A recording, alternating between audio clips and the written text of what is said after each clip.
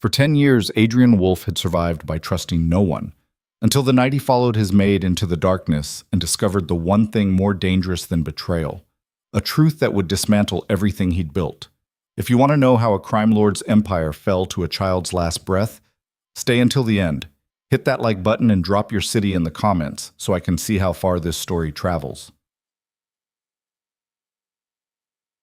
The mansion on Cresthaven Hill didn't sleep. It breathed with surveillance cameras, motion sensors, and armed men who moved through shadows like disciplined ghosts. Adrian Wolfe had designed it that way.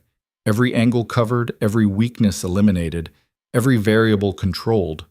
In his world, uncertainty meant death, and death meant losing the empire he'd carved from blood and strategy over the course of 15 brutal years. Adrian stood at his office window on the third floor, a glass of bourbon untouched in his hand, watching the city sprawl beneath him like a kingdom of lights and secrets.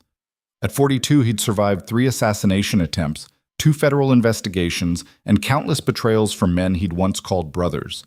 He'd learned the fundamental truth of power. Trust was a luxury reserved for fools, and compassion was a weapon turned against the weak. The October wind rattled the window panes, carrying the scent of coming rain.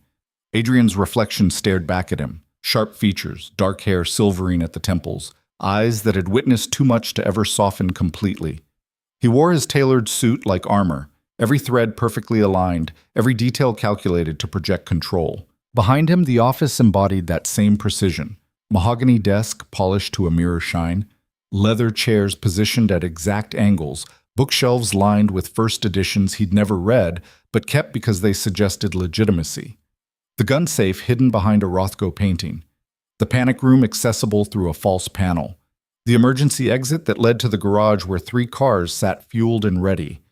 Everything in Adrian Wolfe's life had a purpose. Everything existed in its proper place.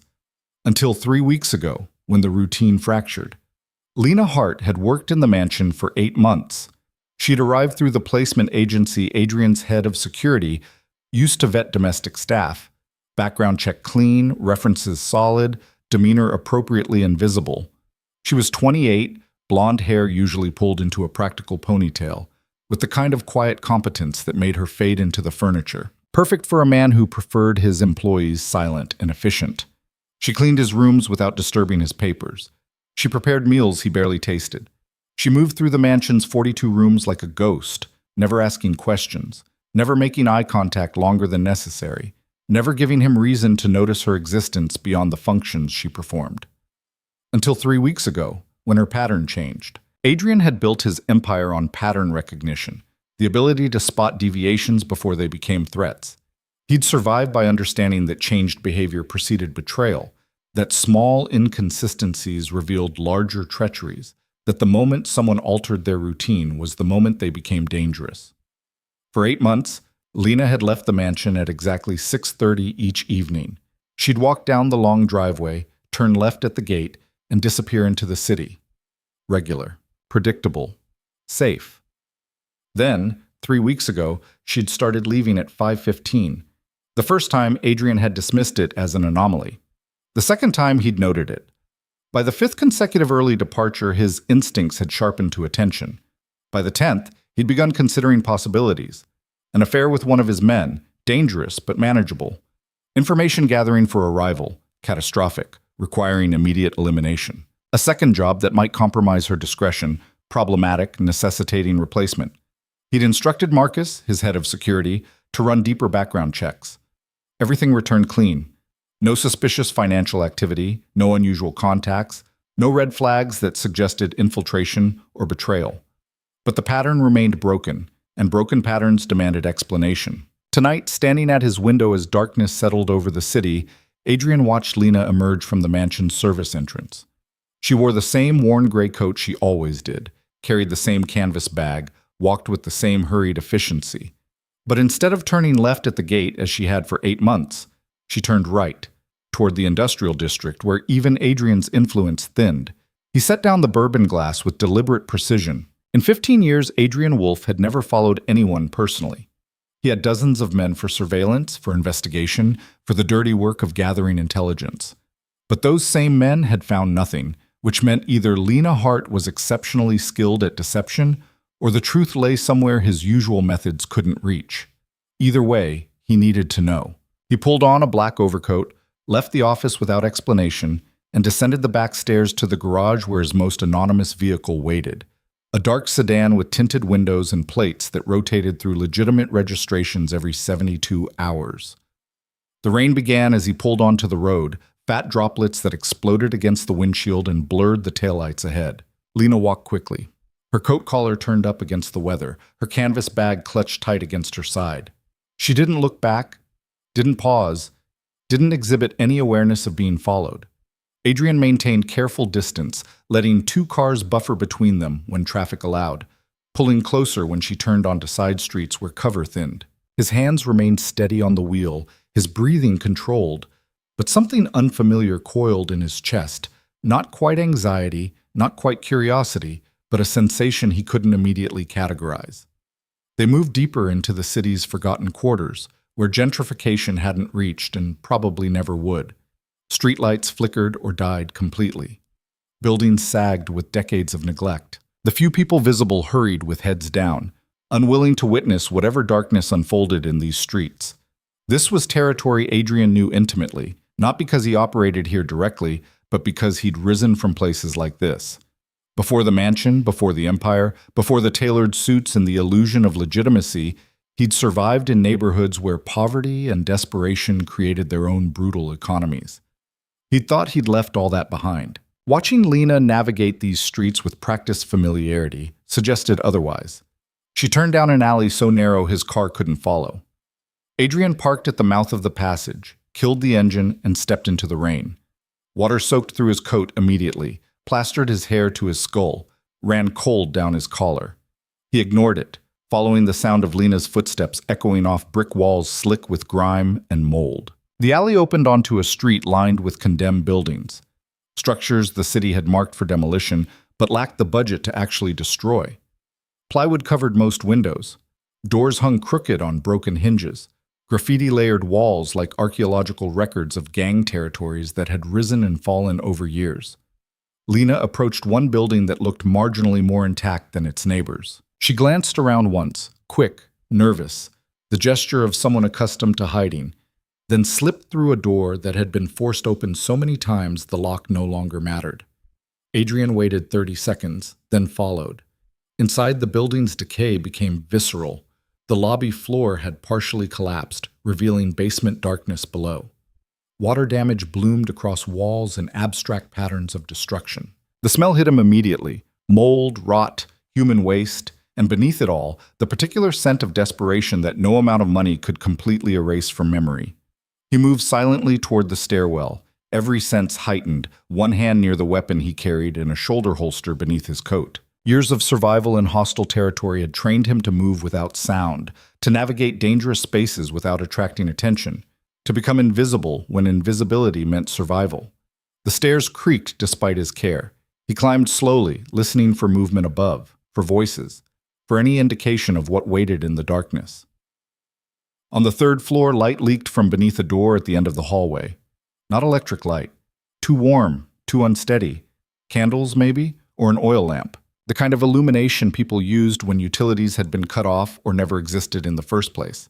Adrian approached with the same caution he'd learned in hostile negotiations, in situations where one wrong step meant violence.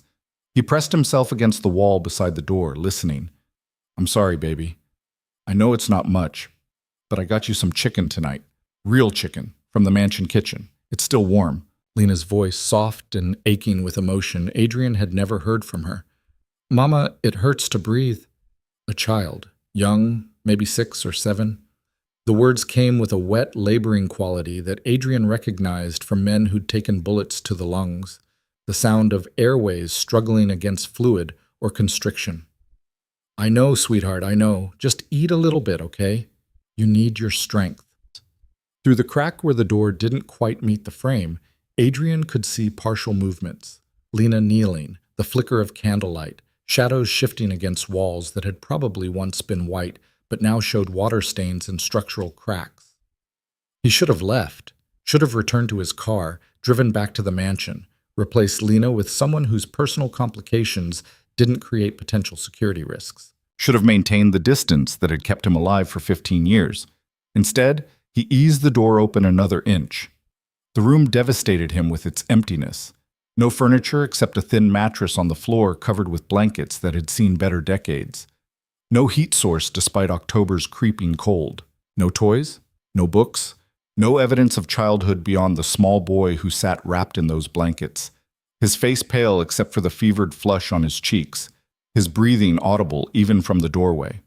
Lena knelt beside him, carefully portioning out food from plastic containers Adrian recognized from his own kitchen.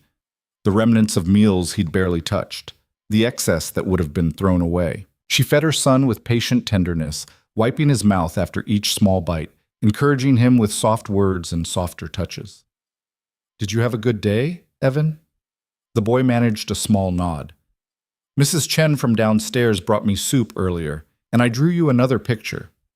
He gestured weakly toward papers scattered near the mattress, crude crayon drawings that showed stick figures holding hands beneath oversized suns. "That's beautiful, baby. We'll hang it up right here, okay?" Lena's voice cracked slightly. She took a shaky breath, composing herself before the boy could notice. "Did you take your medicine?" "The bottle's empty, Mama." The words fell like stones into still water. Lena's hands trembled slightly before she steadied them, maintaining the smile that cost her everything. "That's okay. I'll get more tomorrow, I promise." "You always promise." No accusation in the child's voice, just simple faith that his mother's promises meant something, that tomorrow would somehow be different than today. Adrian knew that kind of faith. He'd had it once, lifetimes ago, before he'd learned that promises meant nothing, that survival required abandoning belief in anyone's word but your own. Lena helped Evan drink water from a chipped mug, then settled him back against the pillows. She pulled the blankets up to his chin, tucked them around his small frame with the kind of care that spoke to ritual, a mother's attempt to create comfort where none existed. "Close your eyes, sweetheart. I'll stay until you fall asleep." "Will you sing the song?" "Of course." Her voice, quiet and untrained but carrying genuine tenderness, filled the cold room with a melody Adrian didn't recognize. Something about stars and safety, about tomorrow bringing better things, about love being stronger than darkness. Lies, all of it. Beautiful, necessary lies that mothers told children to make unbearable situations temporarily bearable. Evan's breathing gradually steadied into sleep's rhythm, though that concerning wetness remained. Lena continued singing even after his eyes closed, her hand stroking his hair with infinite gentleness, her tears finally falling now that her son couldn't see them. Adrian watched from the shadows as this woman he'd considered invisible revealed herself to be extraordinarily visible, not in the ways he'd feared, not through betrayal or deception, but through a dedication so complete it erased her own existence. 8 months of watching her move through his mansion like furniture. 8 months of barely acknowledging her presence. 8 months of assuming she returned each night to some normal life, some modest but adequate apartment, some version of stability that made her employment simply a job. Instead, she returned to this. To a condemned building with no heat, no electricity, no safety. To a child fighting for breath without proper medicine. To a life of such desperate scarcity that leftovers from Adrian's excessive table represented abundance. Lena finally stood, her knees cracking from kneeling on the hard floor. She moved to the corner of the room where Adrian could no longer see her clearly, but he heard the sounds, muffled sobs, the kind of crying people did when they'd mastered silence through necessity, when breaking down loudly meant disturbing the only person who mattered more than their own pain. "I'm sorry," she whispered to the darkness, to her sleeping son, to whatever higher power she still believed might be listening. "I'm so sorry I can't give you more. I'm trying so hard. I'm working every shift I can get. I'm saving every penny. But the medicine costs so much, and the hospital bills keep coming, and I don't know what else to do." Her voice fractured completely. "You deserve a real home. You deserve toys and warmth, and a mother who can afford to keep you healthy. You deserve everything I can't give you, and I'm so sorry. I'm so sorry." Adrian Wolfe had witnessed executions. He'd ordered deaths and watched them carried out with clinical precision. He'd seen men beg for mercy they didn't deserve. He'd navigated violence so brutal it had carved empathy from his heart like surgeons removing diseased tissue.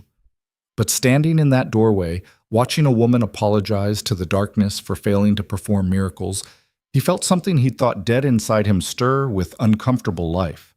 Shame, not guilt.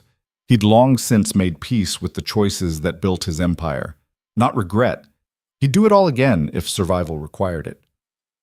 But shame, that particular burning recognition that his excess existed in direct proximity to this absolute deprivation, that his untouched guest bedrooms and climate-controlled luxury represented resources that could transform this child's survival from desperate to secure. He'd built fortresses while others suffocated in condemned buildings. He'd thrown away enough food to feed this boy for months. He'd spent more on a single tailored suit than Lena probably earned in half a year of scrubbing his floors and pretending not to exist. The wealth that represented his success suddenly felt obscene. Lena eventually quieted, wiping her face with the same practiced efficiency she brought to cleaning his mansion. She checked on Evan one more time, adjusted his blankets, pressed a kiss to his fevered forehead with infinite tenderness, then moved toward the door. Adrian retreated down the hallway, descending the stairs with the same silence that had brought him up. He exited the building and returned to his car just as the rain intensified, drumming against the roof with percussion that matched his hammering heartbeat. He sat in darkness, hands on the steering wheel, breathing controlled but thoughts spiraling in unfamiliar directions. In 15 years, Adrian Wolfe had made decisions based on calculated advantage. Every choice served the empire's growth or his own survival. He'd eliminated threats without hesitation. He'd exploited weaknesses without mercy. He'd built power on the understanding that caring about others created vulnerabilities, and vulnerabilities created corpses. But that logic suddenly felt insufficient. Lena emerged from the building 10 minutes later, pulling her coat tight against the rain, hurrying toward the bus stop with the same determination that characterized everything she did. She didn't see Adrian watching from the sedan's tinted darkness, didn't know her secret had been witnessed, didn't understand that the careful invisibility she'd maintained had finally, irrevocably, shattered. Adrian started the engine but didn't follow her this time. He sat watching the condemned building, the flickering candlelight visible in that third-floor window, the physical manifestation of desperation existing just miles from his own excess. His phone buzzed with messages from Marcus, routine updates about shipments and territories, and the 10,000 details that kept an empire functioning. Adrian ignored them all, his attention fixed on that distant window, on the child struggling to breathe behind walls that should have been demolished years ago. He'd survived 15 years by trusting no one, by maintaining absolute control, by understanding that power required isolation and that compassion meant weakness.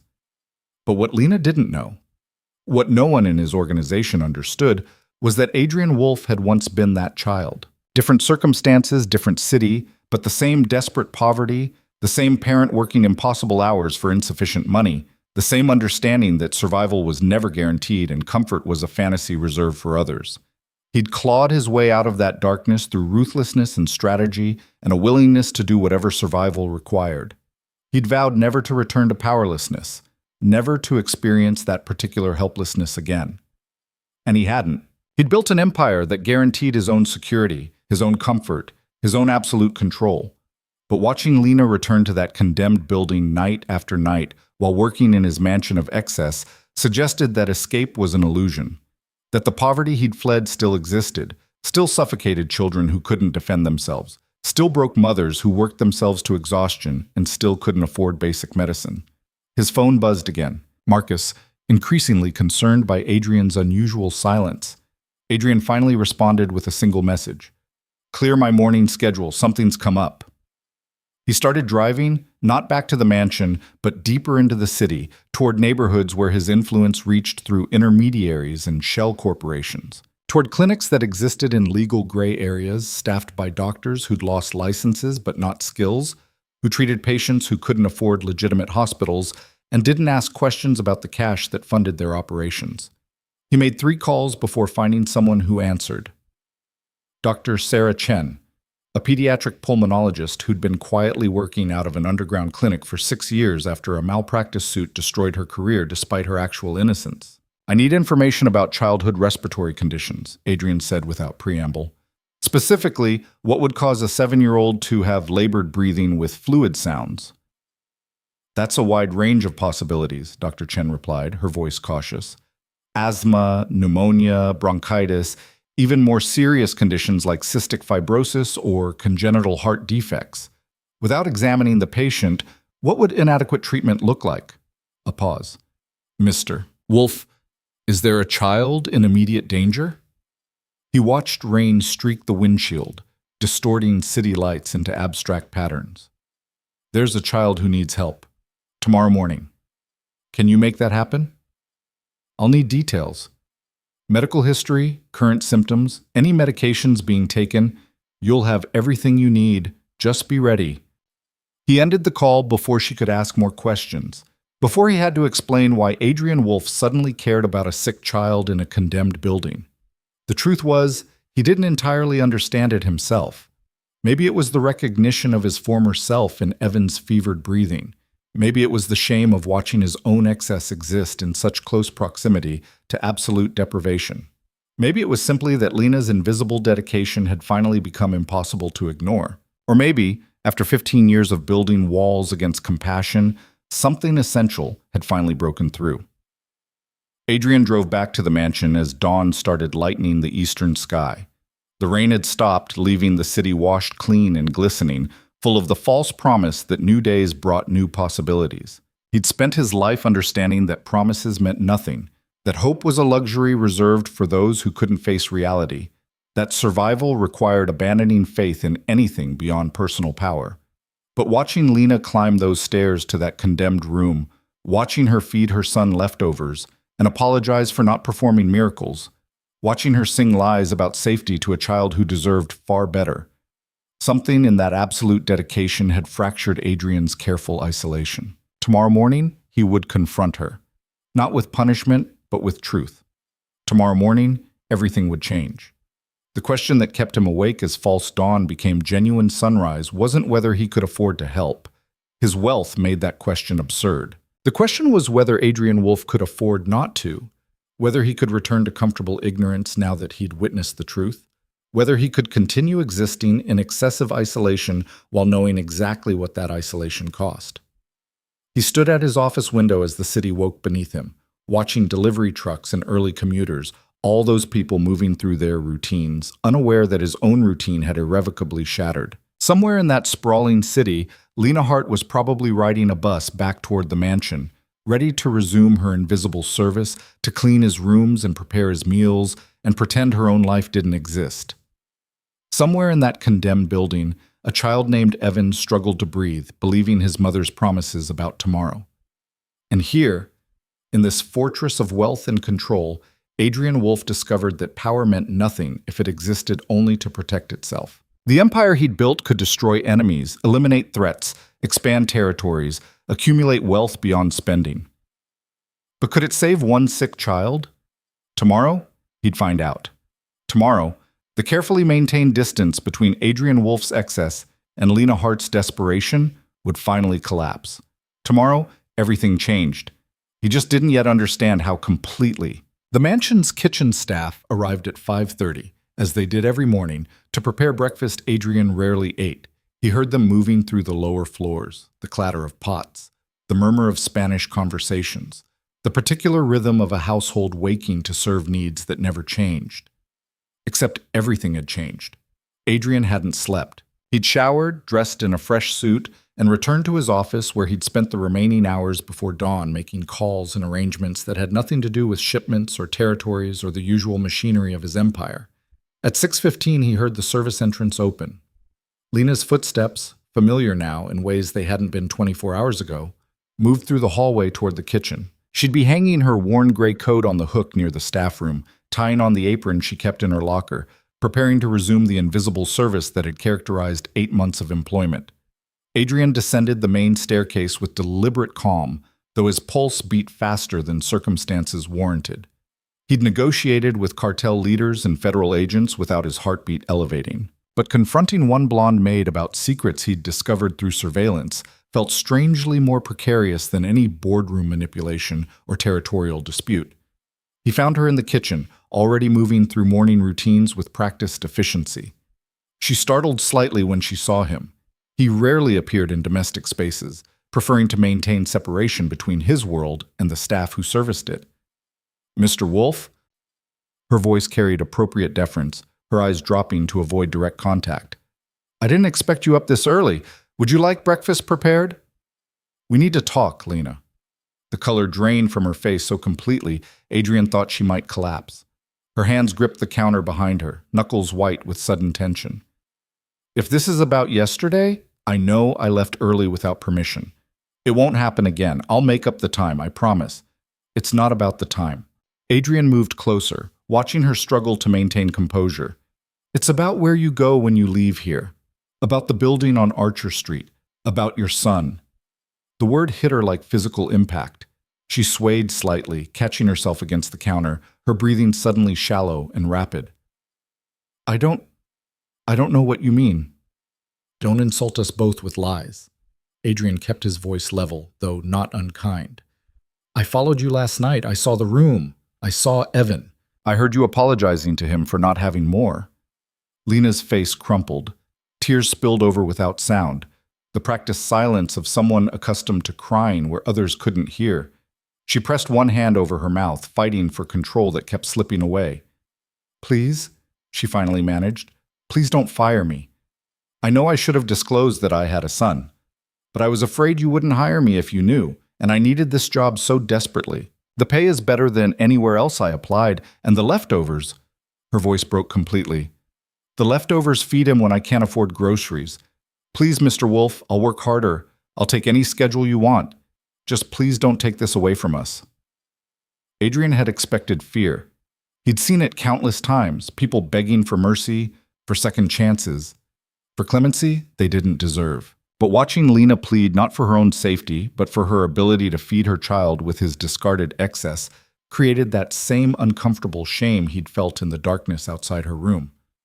I'm not firing you, Lena. She looked up, confusion replacing fear, tears still streaming down her face. You're not? No. Adrian pulled out a chair from the kitchen table, gesturing for her to sit. She hesitated, clearly uncomfortable accepting such informality with her employer, but eventually lowered herself onto the edge of the seat. I'm going to ask you questions, and I need honest answers. Can you do that? She nodded, wiping her face with the back of her hand. How old is Evan? 7. He'll be 8 in December. What's wrong with him? Medically, I mean. Lena took a shaky breath. Severe asthma complicated by chronic bronchitis. He's had it since he was 3. The doctors say he might grow out of it, or he might develop it into something worse. They can't predict which. What treatment is he receiving? Inhalers when we can afford them. Nebulizer treatments when I can scrape together money for the medication. The free clinic gives us what they can, but they're overwhelmed and understaffed. She twisted her hands together. I try to keep him away from triggers, smoke, dust, cold air, but in that building everything is a trigger. Why are you living there? Shame colored her features. Because it's what I can afford. Or rather, it's what I don't have to afford. The building's condemned, so there's no rent, no utilities to pay. It's illegal and dangerous and completely inadequate, but it means more money for Evan's medicine, for food, for the constant medical bills that never stop coming. Adrian processed this information with the same analytical precision he brought to business negotiations. You're working here full-time. That should provide enough for basic housing. You'd think so. Bitterness crept into her voice despite her obvious effort to remain neutral. But Evan's last hospitalization cost $43,000. Insurance covered some, but not nearly enough. The payment plans eat most of my salary. I'm working 3 jobs, here during the day, data entry at night from the building's common room when I can steal Wi-Fi, and weekend shifts at a diner when Mrs. Chen can watch Evan. 3 jobs. 3 jobs, and it's still not enough. Her voice cracked again. I'm trying so hard, Mr. Wolf. I'm doing everything I can think of. But the medicine costs more than I earn, and he keeps getting sicker, and I don't know what else to do. I've applied for assistance programs. I've looked into charity care. I've begged hospitals for financial help. Nothing is enough. Nothing is ever enough. The desperation in her voice matched what Adrian had heard through that door, the sound of someone drowning despite swimming with everything they had. The father? Gone. The word came out flat, emotionless. He left when Evan was diagnosed, said he didn't sign up for a sick kid in medical debt. I haven't heard from him in 4 years. Other family? My parents died in a car accident when I was 19. No siblings.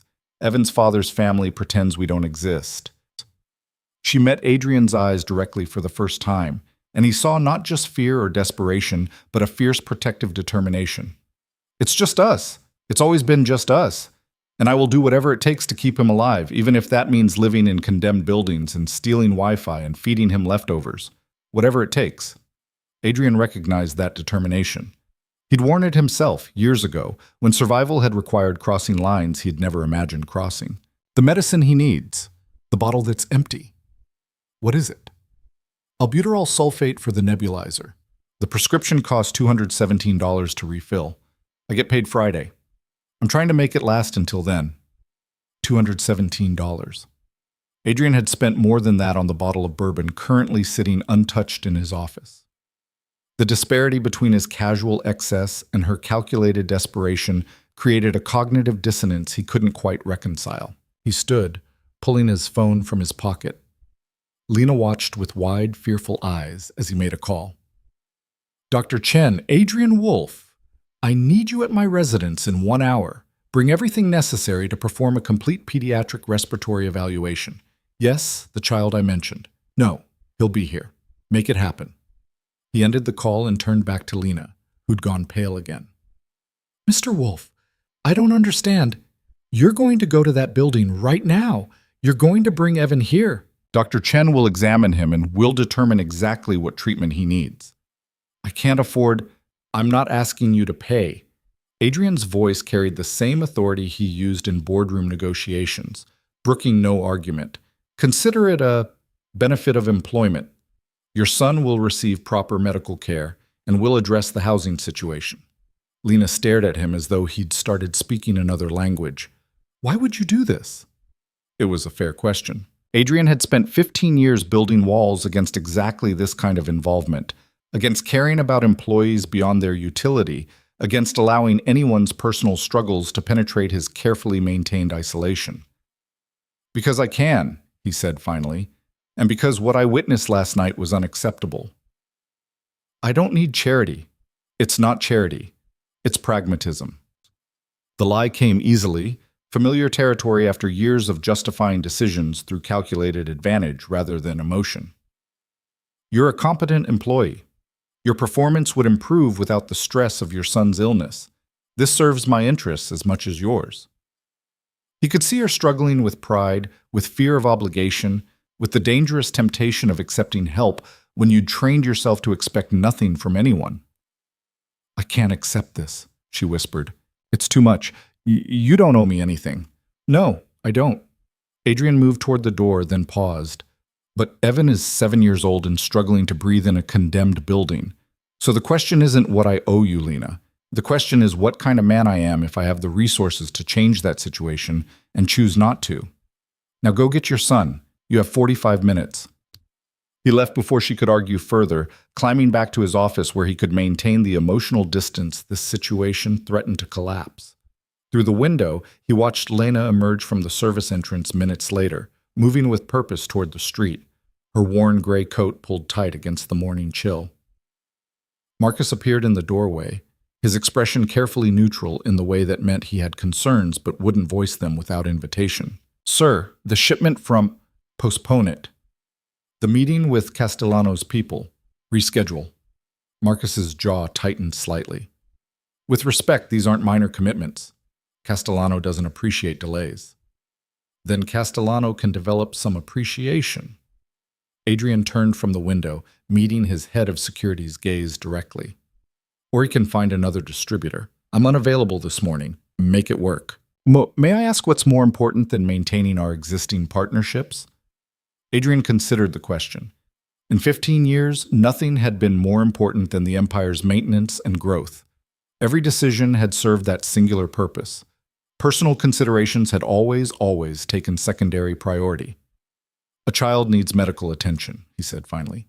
Here, this morning, I need you to prepare the East Guest Suite for extended occupancy. Clean linens, whatever supplies a 7-year-old would need. Also, contact our usual medical equipment suppliers. I'll have a list shortly. Marcus's expression suggested he thought Adrian had lost his mind. Sir, this is highly irregular. Bringing unknown civilians into the residence creates security concerns. If this is about the Hart woman, it is. Her background check was clean, but that doesn't mean… Marcus. Adrian's voice dropped to the tone he used when patients had been exhausted. I'm not asking for your opinion on the decision. I'm telling you what needs to happen. Can you handle that? Or do I need to make other arrangements?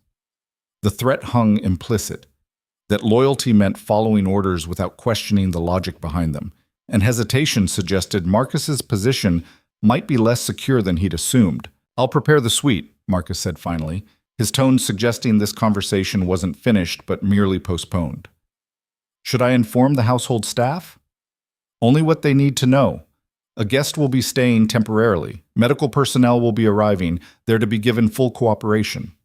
Marcus nodded and withdrew, leaving Adrian alone with thoughts that refused to organize into comfortable patterns. He'd made this decision impulsively, driven by shame and recognition and something he couldn't quite name. But impulse was dangerous in his world. Impulse got people killed. Impulse created vulnerabilities that enemies exploited. Yet watching Lena disappear around the corner, heading toward that condemned building to retrieve her sick son, Adrian couldn't categorize this as a mistake. Reckless, perhaps. Unprecedented, certainly, but not a mistake. Doctor. Chen arrived 53 minutes later, carrying 2 large medical bags and wearing the perpetually exhausted expression of someone who'd been practicing underground medicine for too long. Adrian met her in the foyer, noting the wariness in her eyes, the appropriate caution of someone who'd learned that Adrian Wolf's requests usually came with complications. The examination room I asked you to prepare? She asked without preamble. This way. He led her to the East guest suite that Marcus had transformed with remarkable efficiency. Medical equipment Adrian didn't recognize filled one corner. Fresh linens covered a bed that probably cost more than Lena earned in 6 months. The room's windows overlooked gardens that wouldn't see use until spring. Dr. Chen surveyed the space with professional assessment, then turned to Adrian. Before we begin, I need to understand parameters. What exactly am I walking into?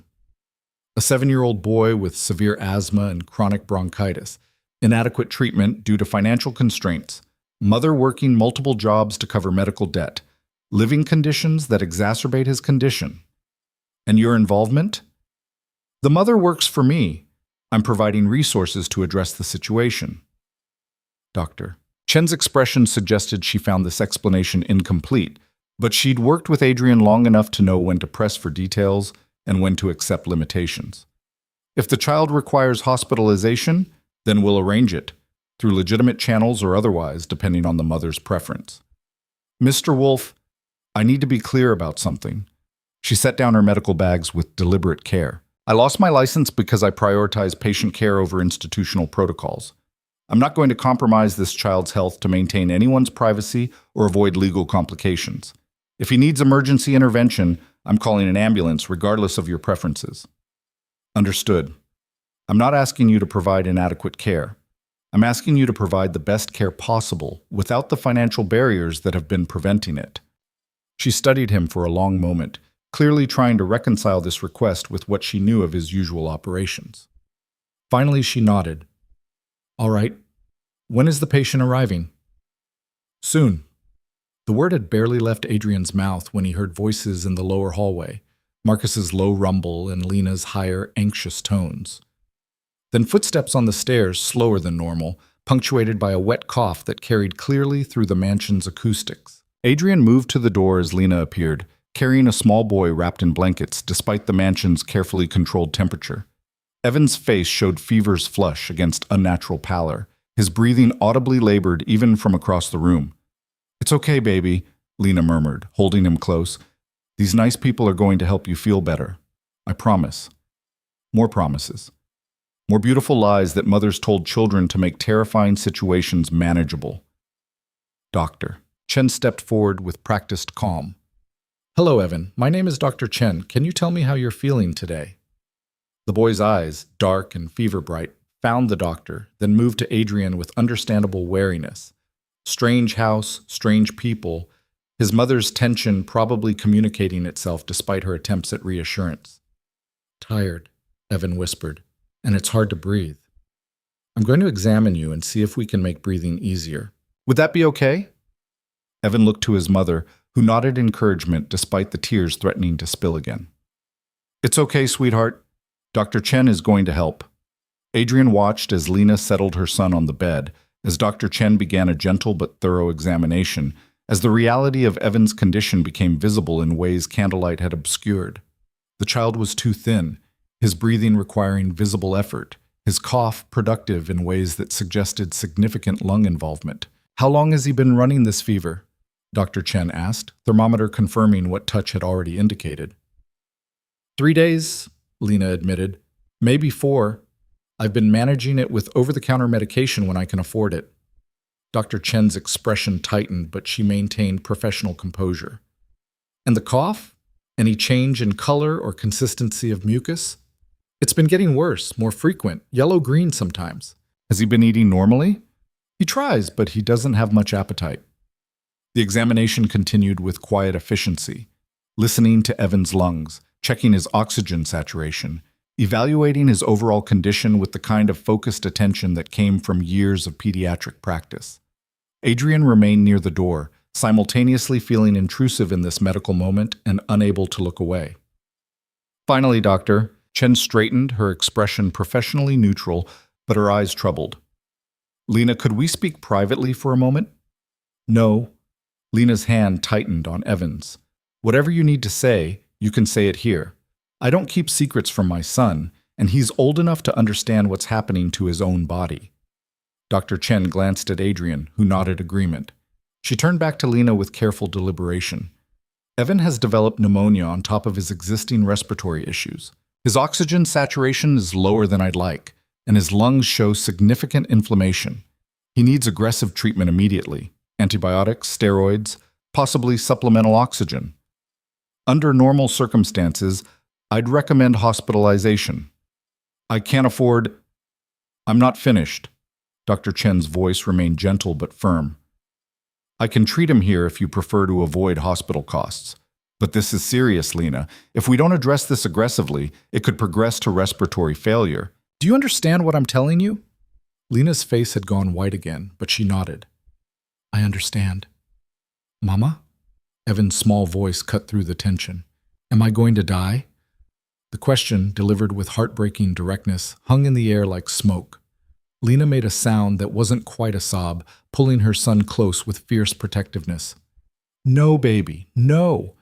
You're going to get better. Dr. Chen is going to help you get better. But you said that last time, and I didn't get better. I just got different sick. Adrian watched Lena struggle for words, watched her try to maintain the facade of certainty that motherhood seemed to require, even when certainty didn't exist. He'd witnessed negotiations where billions of dollars hung in the balance, where men's lives ended based on his decisions, where the wrong word could trigger violence or federal attention. But watching this mother try to promise her dying son that everything would be fine felt infinitely more precarious than any boardroom manipulation. Dr. Chen knelt beside the bed, meeting Evan's eyes directly. You're very sick right now, she said with the kind of honesty that respected the child's intelligence. But sick doesn't mean dying. It means your body is fighting an infection, and we're going to give it the weapons to win that fight. It won't be fun, and you might feel worse before you feel better, but if you're brave and let us help you, you're going to be okay. Can you do that? Evan considered this with the seriousness of someone who'd learned too young that adults often lied about important things. What do I have to do? Take medicine that tastes bad. Let me listen to your lungs, even when you're tired. Rest even when you're bored. Can you be that brave? A long pause, then a small nod. I can try. That's all anyone can ask. Dr. Chen stood, already moving into treatment mode, pulling medications from her bags, explaining dosages and schedules to Lena with the rapid-fire efficiency of someone accustomed to working under pressure. Adrian watched the transformation of the elegant guest suite into a makeshift hospital room, watched expensive furniture get shoved aside to make room for medical equipment, watched his carefully controlled environment adapt to accommodate this unexpected invasion. Marcus appeared in the doorway, his expression suggesting barely controlled frustration. Sir, Castellano's people are insisting on today's meeting. They're making threats about... Tell Castellano that if he wants to make threats, He can make them to my face. Otherwise, he can wait until I'm available. Adrian didn't look away from the scene unfolding in the guest suite. Is that clear enough? Or do I need to call him myself? Marcus's jaw worked, but he nodded. Clear, sir. He left before his head of security could see something in his expression that might be interpreted as weakness. Adrian Wolfe had built an empire on the principle that emotion was liability, that caring created vulnerabilities enemies could exploit.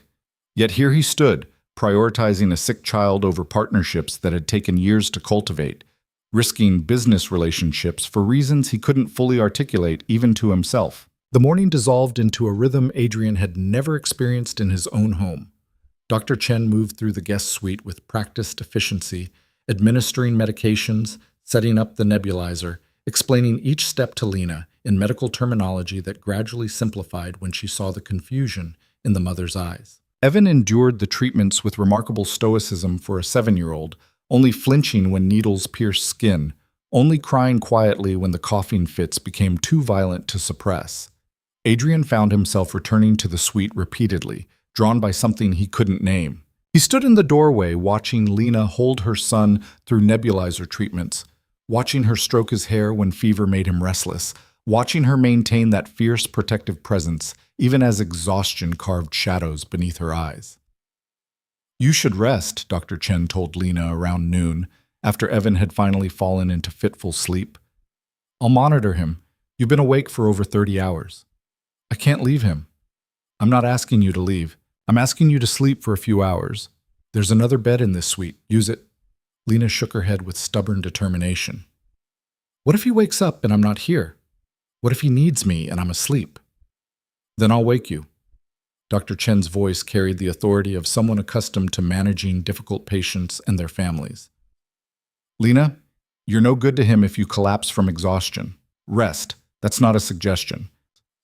Adrian watched the internal struggle play across Lena's face, the mother's instinct to maintain constant vigilance warring with the practical reality that she was running on empty. Finally, she nodded, moving to the second bed without even removing her shoes, lying down in a position that kept Evan visible, one hand reaching toward him as though maintaining physical connection even across the distance. She was asleep within minutes, her breathing evening out into the deep rhythm of someone whose body had been demanding rest for too long. Dr. Chen adjusted Evan's oxygen levels, checked his temperature again, then moved to where Adrian stood. Her expression carried professional assessment mixed with something more personal. He's going to recover, she said quietly. The pneumonia is serious, but we caught it before it became critical. With proper treatment and rest, he'll be fine. How long? A week, maybe 2, before he's fully recovered. Then we'll need to address the underlying asthma management. Get him on a proper preventive regimen. Ensure he has rescue inhalers accessible at all times.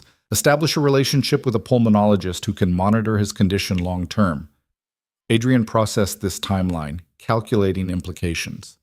He can stay here during recovery. Dr. Chen studied him with open curiosity. Mr. Wolfe, I've worked with you for 6 years. I've treated gunshot wounds at 3 in the morning without asking questions. I've provided medical care in situations that would make most doctors refuse to participate. But this? She gestured toward the sleeping child and his exhausted mother. This doesn't fit any pattern I've seen from you. Why are you doing this? It was a question Adrian had been asking himself since he'd made the decision to follow Lena into that darkness. The logical answer, employee retention, improved performance, calculated advantage, felt insufficient. The emotional answer, shame, recognition, compassion, felt dangerous to acknowledge. Does it matter? He asked instead. It matters if I'm going to continue providing care. I need to know this isn't some game, some manipulation that's going to hurt them worse when you lose interest. The accusation stung precisely because Adrian couldn't immediately dismiss it. How many times had he appeared generous only to leverage that generosity into obligation? How many calculated kindnesses had he deployed to secure loyalty or extract information? I followed her, Adrian said finally, his voice low enough that it wouldn't disturb the sleeping pair. Last night, I thought she was betraying me, stealing, meeting with rivals. Instead, I found her in a condemned building feeding her dying son my leftover meals and apologizing for not being able to afford medicine. He turned from the window where he'd been watching the gardens, meeting Dr. Chen's eyes directly. I've spent 15 years building walls against exactly this kind of involvement. I've made fortunes while others starved. I've lived in excess while people suffocated in poverty. I've justified it all as necessary, as the price of survival in a world that doesn't reward compassion. The words came faster now, as though something had broken loose inside him. But watching her apologize to that child for circumstances completely beyond her control, watching her work herself to exhaustion and still not have enough, watching her live in a building that should have been demolished while I have 42 rooms in this mansion, he stopped, struggling for words that could explain the shame without admitting to weakness. I can't unknow what I know. I can't return to comfortable ignorance. So yes, maybe this is self-serving. Maybe I'm doing this because I need to believe I'm not the kind of man who has resources to help and chooses not to. But it's not a game, and I'm not going to hurt them. Dr. Chen regarded him for a long moment, her expression softening slightly. All right, I'll continue treatment, but understand something. That woman in there has built her entire life around protecting her son.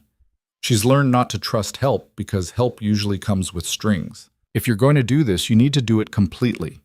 No half measures, no losing interest when the novelty wears off, no attaching conditions that compromise her dignity.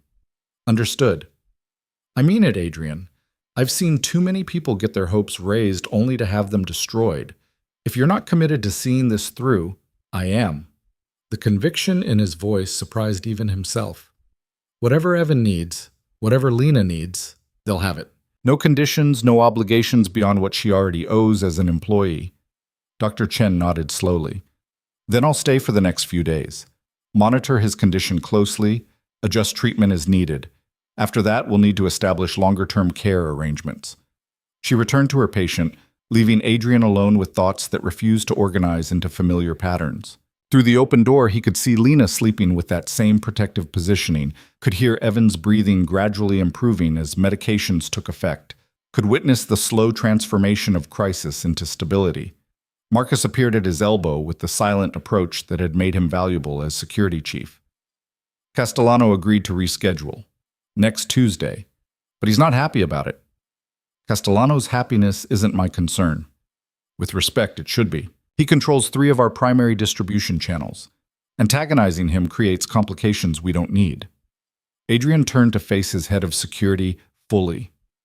Marcus, in the 15 years you've worked for me, have I ever made a decision that ultimately proved detrimental to our operations? No, sir. Then trust that I know what I'm doing now. Marcus's expression suggested he found this logic questionable, but he nodded. The East Suite. You want it maintained as medical space indefinitely? Until Evan is recovered and longer-term arrangements can be made. Longer-term arrangements, Marcus repeated the phrase carefully. Sir, are we talking about permanent housing for the Hart woman and her son?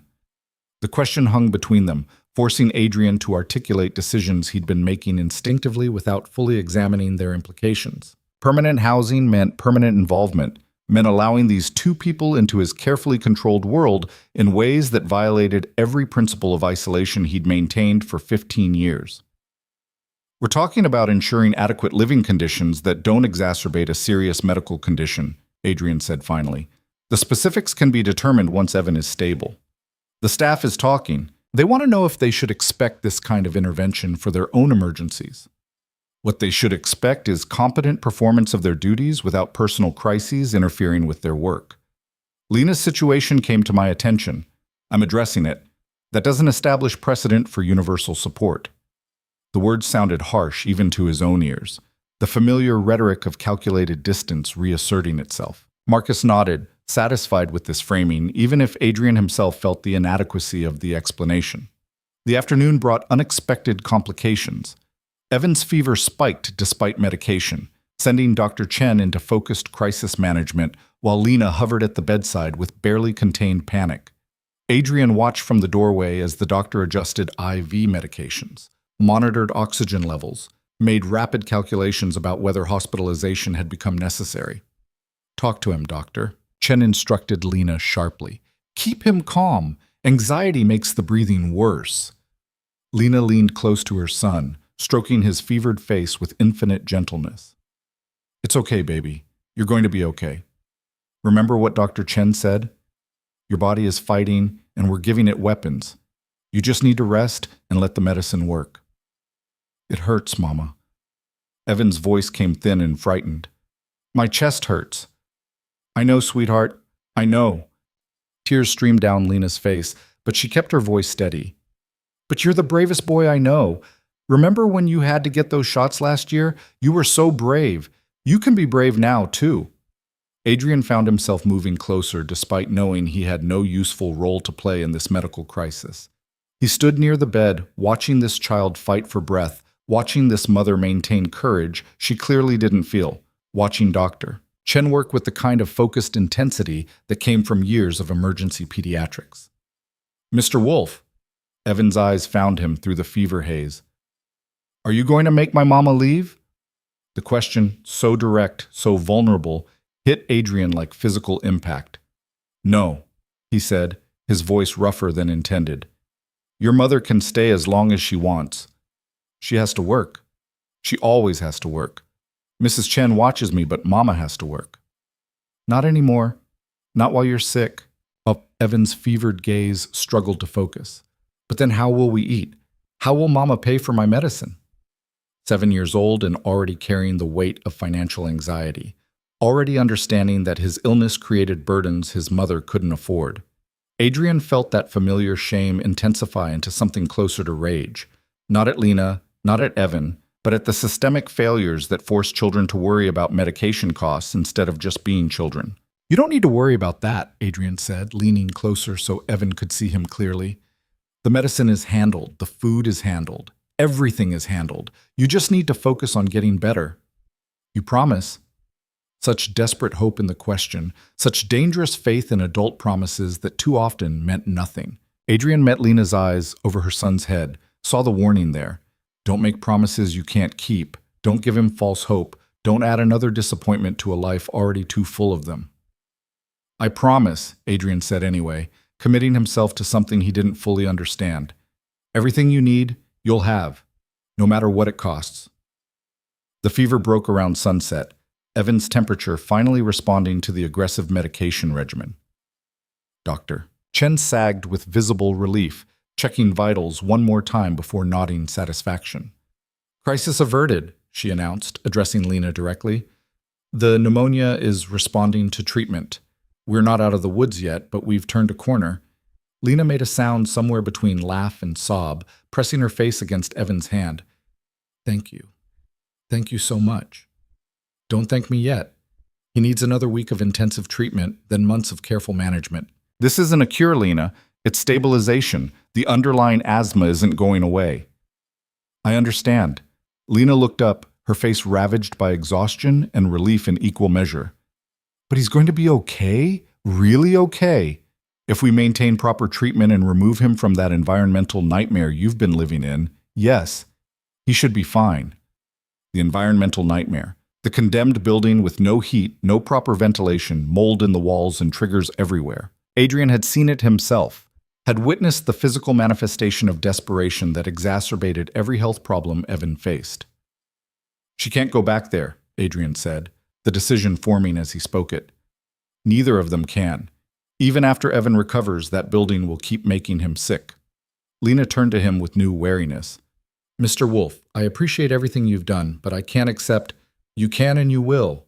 Adrian's voice carried the authority he used in negotiations that weren't actually negotiations at all. The West Wing has staff apartments that aren't currently in use. You'll move into one of them, permanently. I can't afford. Consider it part of your compensation package. Housing, medical care, and continued employment. The only condition is that you maintain the same performance standards you've demonstrated for 8 months. He could see her struggling again, pride warring with practical necessity, the desperate desire to accept help fighting against years of learned self-reliance. Why are you doing this? She asked, echoing Dr. Chen's earlier question. People don't just give away housing and medical care without expecting something in return. I expect you to continue cleaning my house and preparing meals I barely eat, Adrian said. Same job, better living conditions. That's the transaction. That's not a transaction. That's charity. Then call it enlightened self-interest. Your performance improves when you're not worried about your son dying in a condemned building. My life runs more smoothly when my staff isn't distracted by personal crises. Everyone benefits." The logic sounded hollow, even as he articulated it, the familiar justification of advantage failing to encompass the actual motivations driving these decisions. But Lena seemed to accept it, or at least accept that arguing further would be futile. "Okay," she whispered. "Okay, we'll stay. Until Evan recovers at least. Then we can discuss longer-term arrangements." Adrian nodded, knowing that once Evan recovered, once they'd established patterns of stability, the discussion about long-term arrangements would become academic. He had no intention of sending them back to that building, had no intention of returning to the ignorance that had characterized the past 8 months. The mansion settled into new rhythms over the following days. Evan's condition steadily improved under Dr. Chen's careful management. Lena divided her time between nursing her son and attempting to maintain her regular duties, though Adrian had instructed the household staff to adjust expectations. The East Suite transformed from elegant guest quarters into functional medical space, filled with equipment and medications and the particular atmosphere of healing. Adrian found himself spending more time in that wing than he had in years. He told himself it was simple oversight, ensuring adequate care, maintaining awareness of how this unprecedented situation affected his household operations. But the truth manifested in smaller moments, bringing books he thought Evan might enjoy, ensuring Lena had meals delivered since she refused to leave her son's side for more than brief intervals, sitting in the corner of the suite working on his laptop, simply because his presence seemed to comfort the child during difficult treatments. "Tell me a story," Evan asked one evening, his breathing finally clear enough for extended conversation. He'd been awake for several hours, bored with the children's programs playing on the television Adrian had ordered installed. Lena looked up from the book she'd been reading, surprise crossing her features. "What kind of story, sweetheart?" "Not you, Mama. You always tell the same stories." Evan's eyes found Adrian, who'd been reviewing contracts in the suite's corner chair. "Mr. Wolf tells different stories, I can tell." Adrian set aside his laptop, genuinely uncertain how to respond. "I don't know children's stories." "Then tell me a grown-up story. Tell me how you got this big house." Lena tensed visibly, clearly concerned about what truths her employer might share with her 7-year-old son. Adrian considered the request, weighing honesty against age-appropriateness, settling somewhere in the middle. "I grew up in a place not very different from where you were living," he began, surprising himself with the decision to share this particular truth. "No heat, no proper food, just my mother and me trying to survive in a city that didn't care whether we lived or died." Evan listened with complete attention, his dark eyes focused despite lingering illness. "My mother worked 3 jobs, just like yours. She tried so hard to give me everything I needed. But sometimes trying isn't enough when the world is stacked against you. She got sick when I was 16. Pneumonia, actually. Like you have now." "Did she get better?" "No." The word came flat, emotionless, after years of distance. "She died because we couldn't afford the medicine. Because I was too young and stupid to understand how serious it was. Because the free clinic was overwhelmed and the hospitals wanted money we didn't have." Lena's hand moved to her mouth, her eyes reflecting understanding of how close they'd come to that same tragedy. "After she died, I decided I would never be powerless again. Never be in a position where I couldn't afford help, couldn't protect the people who mattered, couldn't control circumstances through sheer force of will and resources." "So you got this house?" "Eventually, through a lot of hard work and some choices your mother probably wouldn't want me explaining to a 7-year-old. Adrian managed something close to a smile. "The point is, I understand what it's like to watch someone you love struggle to breathe. I understand what it's like to feel helpless against circumstances you can't control. And I understand that sometimes people need help and there's no shame in accepting it." He looked at Lena directly. "Your mother is the bravest person I've ever met. She works 3 jobs to keep you alive. She lives in terrible conditions so you can have medicine. She never complains, never asks for help, never expects anything from anyone. But everyone needs help sometimes, Evan, even the bravest people." The child considered this with the seriousness he brought to everything. "Are you helping us because your mama died?" The question cut through Adrian's careful emotional distance with uncomfortable precision. Was he helping them because of his mother? Because watching Lena's dedication had reminded him of those final months when his own mother had worked herself literally to death trying to provide? Because some part of him that he'd thought dead still carried guilt for not saving her? Maybe, he admitted. Or maybe I'm helping because I can, and choosing not to would make me the kind of person I don't want to be. Evan nodded slowly, accepting this explanation with the faith children brought to adult reasoning they didn't fully understand. He yawned, medication and exhaustion finally overwhelming curiosity. "Thank you for helping my mama," he said quietly, his eyes already drifting closed. "She tries so hard. She deserves help." Adrian watched the child fall asleep, watched Lana tuck blankets around him with that same infinite gentleness, watched the scene that had become increasingly familiar over the past days. "You didn't have to tell him that," Lena said softly, once Evan's breathing had evened into sleep. "About your mother?" He asked. "He asks a lot of questions. You don't have to answer them all, honestly." Adrian set his laptop aside completely, giving her his full attention. "Your son is 7 years old and worried about how you'll pay for his medicine. He deserves honest answers to his questions." Lena's eyes filled with tears that didn't quite fall. "I never wanted him to worry about money. I tried so hard to shield him from those concerns. But he's too smart. He hears me on the phone with bill collectors. He sees me choosing between food and medicine. He knows we live in that building because it's all I can afford.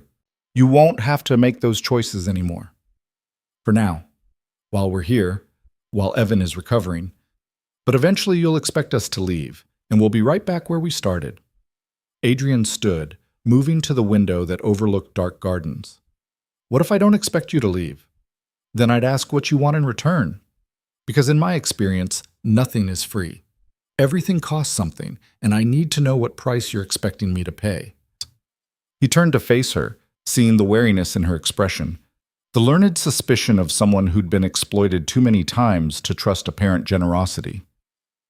"I want you to keep doing your job," he said simply. "I want Evan to recover and thrive without environmental triggers making him sick. I want to not feel shame every time I walk through my 42 rooms knowing you're struggling to keep your son alive. Those are my terms. You work, he recovers, and I sleep better at night. That's the transaction. That's not a transaction. That's salvation. Then call it whatever you need to call it, to accept help without feeling obligated." Lena wiped her eyes roughly, struggling for composure. "I don't know how to do this. How to accept this much help without feeling like I'm losing something essential about who I am." Adrian recognized that struggle. He'd felt it himself years ago, when accepting help had required admitting to weaknesses he'd tried desperately to hide. "You're not losing anything," he said quietly. "You're gaining resources to do what you've been trying to do alone. Your dedication doesn't diminish because you have support. Your love doesn't mean less because you're not killing yourself to provide it. You're still the same fierce mother who lived in a condemned building feeding her son leftovers and apologizing for not performing miracles. You're just that mother with better tools." She smiled despite the tears, despite the exhaustion, despite everything. "You're not what I expected." "What did you expect?" "Someone colder, more distant. The kind of man who lives in mansions and doesn't notice when his staff struggles." She glanced at her sleeping son. "But you noticed, and you followed me, and you're helping for reasons I still don't fully understand." "Maybe I'm helping because I'm tired of being the kind of man who doesn't notice," Adrian said, surprising himself with the admission. "Maybe I'm helping because watching you sacrifice everything reminded me that I'd forgotten what that kind of dedication looks like.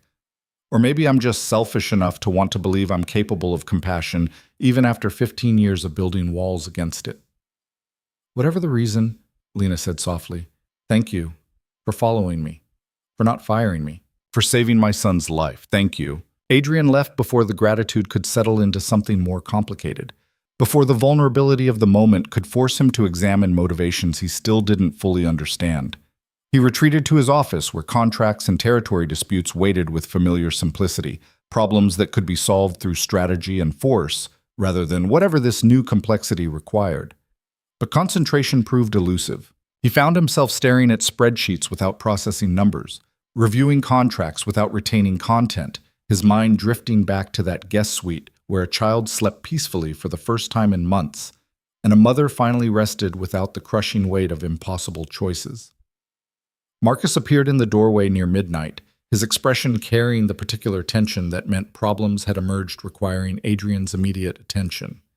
Castellano's people made contact. They're not happy about the postponement. They want assurances that our partnership remains solid. Then assure them. They want the assurances from you directly. They're questioning whether your attention has shifted, whether you're still committed to existing arrangements. Adrian set down the contract he'd been pretending to read. What exactly are they questioning? Your priorities. Marcus moved into the office, closing the door behind him. Word has spread that you're providing medical care and housing to a domestic employee, that you postponed a critical meeting to deal with a sick child, that you've been spending significant time in the East Wing instead of managing operations. Who told them that? Does it matter? The information is out there, and it's creating perception problems. People are wondering if Adrian Wolf is getting soft, if compassion is replacing calculation, if the empire is becoming vulnerable because its leader is distracted by domestic concerns. The analysis was tactically sound. In Adrian's world, perception shaped reality. Weakness invited challenge. Distraction suggested opportunity. He'd built his reputation on absolute focus, on ruthless prioritization of business over personal considerations, on demonstrating that nothing and no one could compromise his strategic clarity. Schedule a meeting with Castellano for tomorrow, Adrian said finally. Make it clear that my commitment to our partnership is unchanged, but also make it clear that questioning my judgment is inadvisable. And the perception problem? Will resolve itself once people see that helping one employee doesn't mean I've lost my edge in business negotiations. Adrian leaned back in his chair, studying his head of security carefully. Unless you're also questioning my judgment, Marcus. I'm questioning the wisdom of allowing personal involvement to create business complications. We've managed to build something extraordinary by maintaining clear boundaries between your private life and operational necessities. This situation threatens those boundaries. Noted. Is there anything else? Marcus's jaw tightened at the dismissal, but he shook his head. Just the Castellano meeting, 9 tomorrow morning. Fine.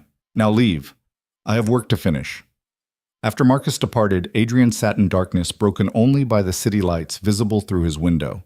His head of security was right, of course. The situation with Lena and Evan did threaten boundaries he'd carefully maintained for 15 years. It did create vulnerabilities that enemies might exploit. It did suggest priorities shifting in ways that could undermine the reputation that kept his empire secure. But walking away now felt impossible. Sending them back to that condemned building after Evan recovered, maintaining the careful distance that had characterized their relationship for 8 months, pretending he didn't know what he knew.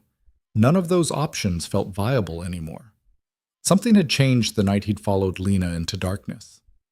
Some wall had cracked that he didn't know how to rebuild, and whether that represented strength or weakness remained unclear. The meeting with Castellano the next morning proceeded with the aggressive posturing Adrian had anticipated. They met neutral territory, a private room at an upscale restaurant where both parties could bring security without appearing overtly hostile. Castellano arrived with 2 enforcers, men who radiated barely contained violence. Adrian brought Marcus and maintained the calm superiority that had always characterized their negotiations. You've been difficult to reach, Castellano began, his accent carrying traces of his Sicilian origins despite 40 years in America. This concerns me. We have arrangements that require constant attention. Our arrangements continue undisturbed, Adrian replied. A single postponed meeting doesn't indicate wavering commitment. No, but it indicates changing priorities. I hear you've taken an interest in domestic concerns, a sick child, a struggling employee. Castellano's smile didn't reach his eyes. Admirable, perhaps, but potentially distracting from matters that should command your focus. Adrian sipped his coffee with deliberate calm. My focus remains exactly where it needs to be. The fact that I can manage both business operations and employee welfare simultaneously shouldn't concern you. It concerns me when my partners start developing compassion. Compassion creates weakness. Weakness invites challenge. Challenge threatens our mutual interests. Then let me be clear. Adrian set down his cup with precise control. My compassion, if that's what you want to call it, extends to exactly one employee who demonstrated exceptional dedication under impossible circumstances. It doesn't extend to business negotiations. It doesn't compromise my strategic clarity. And it certainly doesn't indicate the kind of weakness that invites challenge. He leaned forward slightly, his voice dropping to the tone he used when subtle threats needed explicit reinforcement. If you're contemplating whether my helping a sick child means I've lost my edge in protecting my territories, I encourage you to test that theory. See what happens when you mistake basic human decency for strategic vulnerability.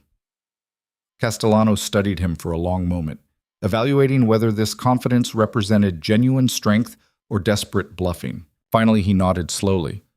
I appreciate the clarification. Our partnership continues as established, without modification. Then we have no problem. Castellano stood, extending his hand with the formality their business relationship required. Though I would offer one piece of advice, Adrian, the world we operate in doesn't reward compassion. Be careful that your humanity doesn't become the weapon others use against you. Adrian shook the offered hand, maintaining the facade of cordial partnership while mentally cataloging the threat implicit in Castellano's warning. I'll keep that in mind. After the meeting concluded and they'd returned to the car, Marcus voiced the concern both men were thinking. He's going to test you.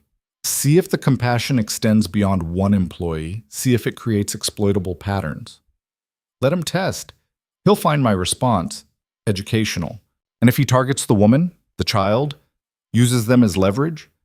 The suggestion triggered something cold and dangerous in Adrian's chest. A reminder that compassion did create vulnerabilities, that caring about anyone made them potential weapons in hostile hands.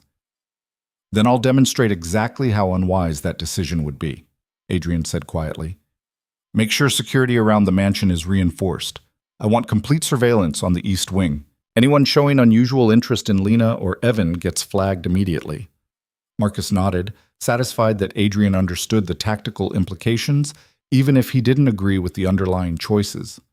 They drove back to the mansion in silence, both men processing the delicate balance between maintaining reputation and protecting new vulnerabilities. Adrian found Lena in the kitchen when he returned, preparing lunch with the same quiet efficiency that had characterized 8 months of service.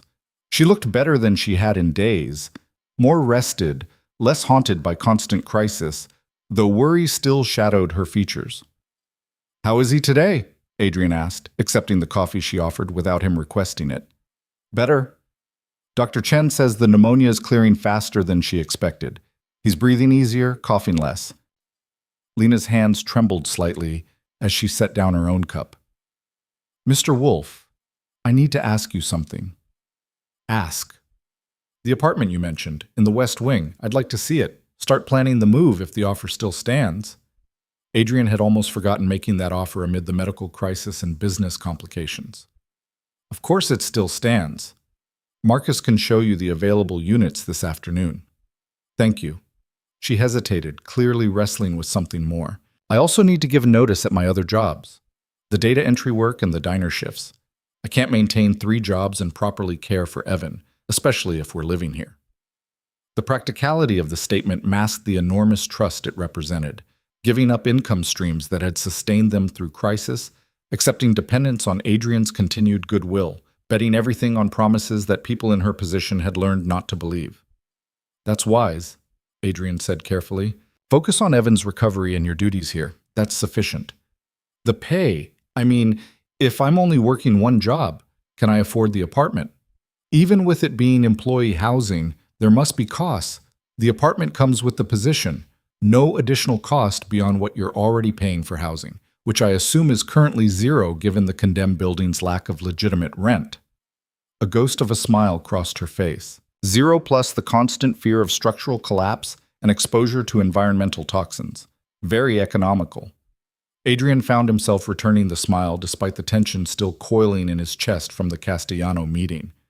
"Then the West Wing apartment will be a significant upgrade at the same price point." Lena laughed. A real laugh, not the careful politeness she usually maintained around him. The sound transformed her features, reminding Adrian that she was still young, still capable of joy beneath the exhaustion and worry. "Can I ask you something else?" she said, the laughter fading back into seriousness. "You can ask. I may not answer. Why do you live alone in this enormous house? 42 rooms, you said. That's a lot of space for one person." The question surprised him with its personal nature, crossing boundaries Lena had carefully maintained throughout their relationship. I value privacy, control over my environment, the ability to maintain security without worrying about other people's unpredictability. That sounds lonely. Lonely is safe. Lonely means no one can betray you, use your caring against you, exploit vulnerabilities that come from attachment. Lena studied him with unexpected directness. Is that why you never married? Never had children?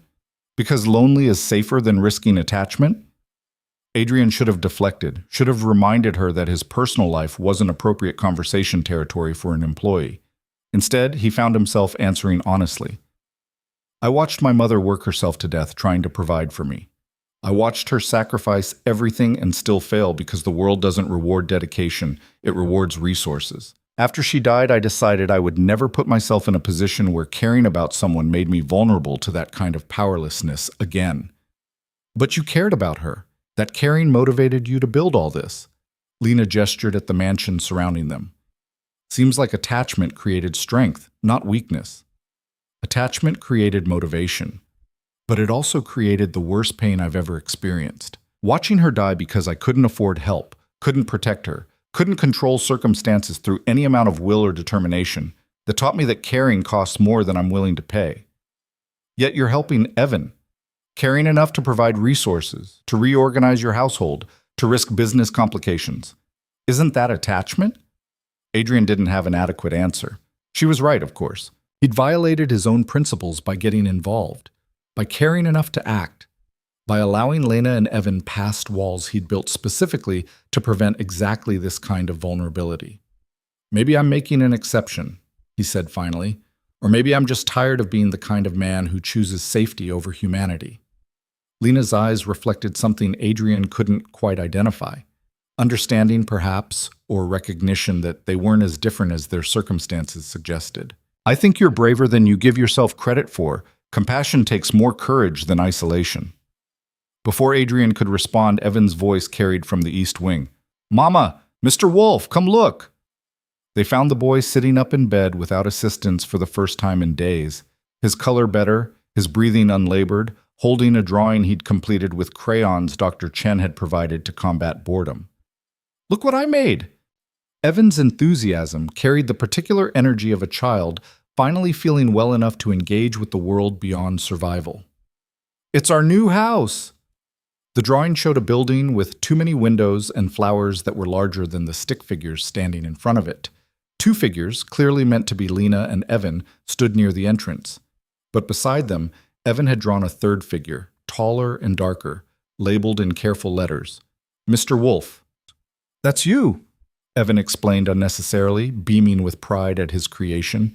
You live in the house too, so I put you in the picture. We're all together now. Adrian stared at the drawing, at this child's interpretation of their situation, at the casual way Evan had incorporated him into their family portrait. The stick figure labeled Mr. Wolf stood slightly apart but still present, still part of the composition, still included in whatever this new configuration represented. It's very good, Adrian managed, his voice rougher than intended. You can keep it if you want. Mama hangs up all my drawings, but maybe you don't have any pictures in your office. It looks empty in there.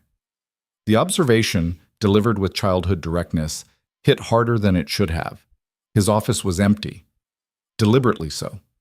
No photographs, no personal mementos, nothing that suggested any life beyond the Empire's requirements. The sterility had always felt like strength, like freedom from sentimental attachment. Now it just felt lonely. I would be honored to display your artwork, Adrian said formally, taking the offered drawing with more care than the crayons and construction paper warranted. Evan's smile could have powered the entire mansion. Really? You'll really put it up? Really? Lena watched this exchange with barely contained emotion, her eyes bright with tears she refused to let fall in front of her son. After Evan returned to his coloring with renewed enthusiasm, she followed Adrian into the hallway. You don't have to hang it up, she said quietly. He won't know if you don't actually display it in your office. I said I would. I keep my promises. He drew you into our family, into his conception of what home looks like now. That's a lot of pressure, a lot of expectation. You don't owe us that level of involvement. Adrian looked at the drawing again, at the three stick figures standing together in front of the too big house with its impossible flowers. Maybe I don't owe it, but maybe I want to provide it anyway. The admission hung between them, acknowledging something neither had been willing to articulate before, that this arrangement had evolved beyond employer-employee, beyond charitable assistance, into something more complicated and far more dangerous to Adrian's carefully maintained isolation. I don't want to trap you, Lena said. Don't want Evan getting attached if you're going to pull away once the novelty wears off. He's already lost so much. I can't let him lose another person he's starting to care about. Then don't let him lose me, and trust that I understand what I'm promising. The afternoon brought more complications. Adrian had just settled at his desk, Evan's drawing prominently displayed on the wall where he could see it from his chair, when Marcus appeared with information that transformed the Castellano situation from manageable to critical. We have a problem. Castellano's people have been asking questions about Lena, her background, her schedule, where she goes when she's not working. They're building a profile. The cold danger Adrian had felt earlier intensified into calculated rage. They're considering leverage. They're preparing options. Whether they deploy them depends on how they assess your response to pressure. Adrian stood, moving to the window where he could think without Marcus reading his expression. Castellano was testing exactly what Adrian had anticipated, whether compassion created exploitable weakness, whether caring about one employee meant vulnerability that could be weaponized. Double security on the East Wing. I want eyes on Lena and Evan 24 hours a day. Anyone approaching them gets intercepted and questioned. Anyone showing sustained interest gets disappeared. Disappeared as in warned off or disappeared as in permanent? Start with warnings. Escalate as necessary. Adrian turned back to his security chief and send a message to Castellano. Tell him that while I appreciate his concern about my priorities, any action taken against my household staff will be interpreted as direct attack against me personally. Make sure he understands the consequences of that interpretation. Marcus nodded slowly. That's a significant escalation. You're effectively declaring Lena and her son under your personal protection. That's not standard operating procedure for domestic employees. Then consider it a new policy. Anyone working in this household is under my protection. Anyone threatening them is threatening me. That's going to create complications. People will test those boundaries, see how far your protection extends, whether it applies to all staff or just specific individuals. Let them test. The response will clarify any ambiguity. After Marcus left to implement these new security protocols, Adrian returned to the window where city lights were beginning to appear as afternoon faded toward evening. He'd just made decisions that violated fundamental principles of his empire's operation, allowing personal attachment to drive strategic choices, extending protection beyond calculated advantage, creating vulnerabilities that enemies would certainly attempt to exploit. But watching Evan draw him into their family portrait, listening to Lena articulate fears about attachment and abandonment, understanding that they'd placed their survival in his hands with devastating trust, none of that allowed for strategic distance anymore. He'd crossed a line the night he'd followed Lena into darkness. Now he was committed to defending what existed on the other side of that line, regardless of the complications it created. Doctor. Chen found him there an hour later, her expression carrying professional satisfaction mixed with personal concern. Evan is recovering faster than I projected. Another week of observation, maybe less, and he'll be clear to resume normal activities with appropriate asthma management. You've saved his life, Adrian. You saved his life. I just provided resources. Resources he wouldn't have had without your intervention. Don't minimize what you've done here. She moved to stand beside him at the window. But I need to warn you about something. That child is getting attached to you. He talks about Mr. Wolf constantly. What Mr. Wolf said, what Mr. Wolf promised, how Mr. Wolf is going to help them have a real home. I am helping them have a real home. I know. But kids his age don't understand nuance. They don't understand the difference between employer generosity and actual family. In his mind, you're becoming a father figure. Are you prepared for that responsibility? The question echoed Lena's earlier concern. Both women worried about the same vulnerability, that Evan would invest hope and attachment in someone who might eventually withdraw, creating new trauma on top of existing abandonment. I'm not withdrawing, Adrian said firmly. Whatever Evan needs from me, he'll have. Father figure, protector, provider, whatever role serves him best. That's a significant commitment. I'm aware, Doctor. Chen studied him carefully. You're not doing this just out of guilt about your mother, are you? Because trauma-driven choices rarely lead to healthy outcomes. I'm doing this because it's the right thing to do, because I have resources to help and choosing not to would make me someone I don't want to be. Because that child drew me into his family portrait, and I don't want to be the kind of man who disappoints 7-year-olds who've already experienced too much disappointment. All right. Dr. Chen's expression softened slightly.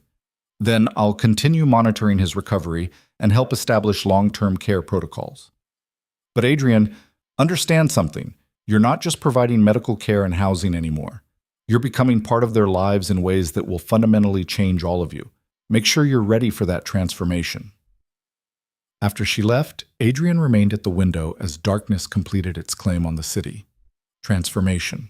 The word carried weight he was still processing. His life had been carefully constructed to avoid exactly this kind of change.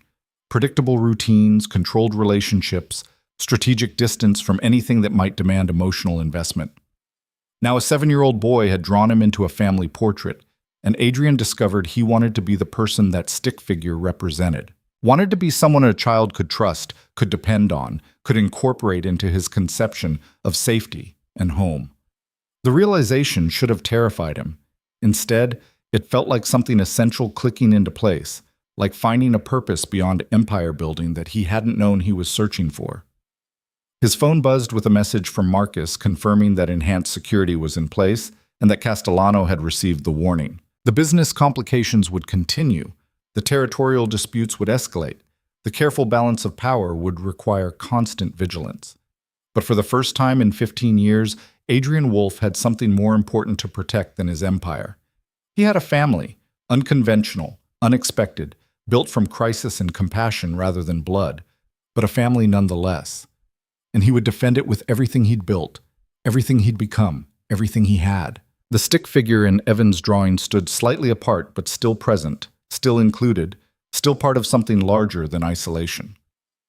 Adrian decided that was exactly who he wanted to be. The transformation didn't happen overnight. It unfolded gradually over the following weeks, reshaping the mansion's atmosphere in ways Adrian hadn't anticipated. Evan's laughter began echoing through hallways that had known only professional silence for years. Lena's presence expanded beyond service into something resembling actual residence, her nervous deference slowly giving way to cautious comfort. And Adrian himself discovered routines he'd never imagined, checking on Evan's progress before reviewing business reports, timing his evenings to coincide with the boys' bedtime stories, finding excuses to linger in spaces where this improvised family gathered. The West Wing apartment Lena and Evan moved into bore little resemblance to the condemned building's desperate emptiness. 2 bedrooms with actual furniture, a small kitchen stocked with food that didn't come from Adrian's leftovers, windows that sealed properly against October's advancing cold, heat that worked consistently, and most importantly, an environment free from the mold and triggers that had kept Evan perpetually sick. Adrian found himself involved in the move in ways that surprised everyone, including himself. He approved furniture selections, ensured Evan's room had proper lighting for the schoolwork he'd missed during illness, installed a bookshelf, and filled it with children's books he'd researched carefully. Marcus had watched this personal involvement with barely concealed bewilderment, clearly struggling to reconcile this behavior with 15 years of emotional distance. "The boy needs educational materials," Adrian had said when his security chief questioned the expense of the book collection. "Consider it an investment in future productivity." But they both knew the justification was hollow. Adrian wasn't investing in productivity. He was building a home for a child who'd never had one, trying to provide what his own mother had desperately wanted to give him, but couldn't afford. Evan's recovery progressed exactly as Dr. Chen had predicted. Within 2 weeks, his breathing normalized, his energy returned, and the constant fear of crisis receded into careful management. The boy threw himself into exploring his new environment with the enthusiasm of someone discovering that life could include joy instead of just survival. "Mr. Wolf, come see," became Evan's constant refrain, dragging Adrian away from contracts and territory disputes to admire drawings, inspect interesting rocks found in the garden, or share observations about birds visible from the apartment windows. Adrian went every time, abandoning whatever work had seemed urgent moments before, discovering that a 7-year-old's excitement about ordinary wonders felt more important than most of the crises demanding his attention. The household staff adapted to these changes with varying degrees of comfort. Some welcomed the warmth Lena and Evan brought to the mansion's sterile formality. Others worried that precedent was being established, that expectations were shifting in ways that might prove unsustainable. But all of them recognized that something fundamental had changed in Adrian Wolf's carefully controlled world. The business complications Adrian had anticipated materialized exactly on schedule. 3 weeks after the initial warning, Castellano made his move. Not overtly, not in ways that could be directly traced back to him, but through proxies and carefully constructed deniability. A man appeared outside the mansion's gates one afternoon, asking the guard about employment opportunities and showing unusual interest in household staff schedules. Marcus's enhanced security flagged him immediately, detained him for questioning, and discovered he'd been paid to gather information about the blonde woman and her kid. Adrian received this news while reviewing architectural plans for legitimate business expansion, the contrast between his dual realities never more apparent. He set aside blueprints that represented millions in legitimate investment to address threats emerging from his empire's darker foundations. "Bring him to the secure room," Adrian instructed Marcus. "I'll handle this personally." The secure room existed in the mansion's basement level, soundproofed and isolated, designed for conversations that couldn't risk external witness. The detained man, early 30s, nervous energy suggesting inexperience with serious consequences, sat handcuffed to a chair bolted to the concrete floor. Adrian entered alone, closing the heavy door with deliberate finality. He didn't speak immediately, just studied the man with the same analytical precision he brought to evaluating business partners or potential threats. "You're going to tell me who sent you," Adrian said finally, his voice carrying no particular emotion. "You're going to tell me what information you were paid to gather, and you're going to tell me what they plan to do with that information." "I don't know what you're talking about, man. I was just looking for work." Adrian moved faster than the man could track, his hand catching the back of the chair and tilting it until the prisoner hung at a precarious angle, muscles straining against gravity and restraints. "Let me clarify something," Adrian said, his voice still eerily calm. "I don't have patience for lies. And you don't have time to waste lying. The woman and child you were asking about are under my personal protection. Anyone threatening them is threatening me. Do you understand what that means?" Fear replaced bravado in the man's eyes. "Look, I was just doing a job. Some guy paid me $500 to ask questions, take some pictures if I could, report back about schedules and routines. That's all. I swear that's all." "What guy?" "I don't know his name. He found me at a bar, said it was simple surveillance work. Nothing dangerous. He didn't tell me who he was working for or why they wanted the information." Adrian released the chair, letting it drop back to stable positioning with jarring impact. "Describe him." The description matched one of Castellano's known associates, confirming what Adrian had already suspected. This wasn't random curiosity. This was reconnaissance, preparation for leverage or intimidation, testing whether Adrian's protection extended beyond verbal warnings. "You're going to deliver a message," Adrian said, leaning close enough that the prisoner had to meet his eyes. "You're going to tell whoever hired you that their surveillance was detected, that continuing this interest would be extremely unwise, and that Adrian Wolf protects what's his with absolute commitment. Can you remember that message?" Yes, I can remember." "Good. Because if I see you near this property again, if I discover you've shared any information about the people living here, if you've created any problems for the woman or her child, you won't get another warning. You'll simply disappear in ways that make finding you impossible and proving anything even more so. Am I being clear?" "Crystal clear. I swear I won't come back. I won't say anything except what you told me to say."